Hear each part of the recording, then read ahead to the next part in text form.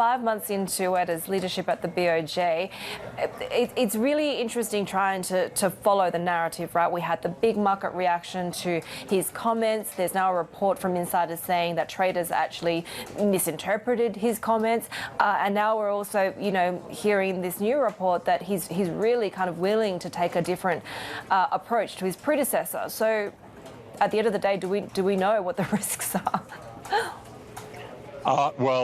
Risks in central banking, there always are. I think we've got three main kind of takeaways from the first 5 months of Ueda's time at the helm of the central bank.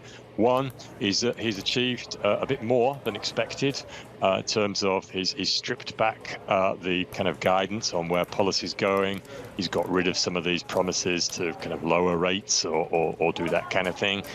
He's also widened the band around the yield target. So he's made kind of the yield curve control element of this very complex stimulus framework. He's kind of made that less relevant, paving the way to get rid of it. And then there's these recent comments in the Japanese press about the possibility of raising the short-term interest rates. So that's probably a lot more than was expected when he came in. We've also seen that he's got a very different communication style to Kuroda. Kuroda was very much stay on message, deliver the mantra, almost dogma-like. Whereas Ueda is thoughtful. We'll see him, look to one side as he considers each question, comes up with a thoughtful answer. He's willing to talk about various scenarios. So local media are liking that a lot. He's coming across as much more willing to have a dialogue, a conversation.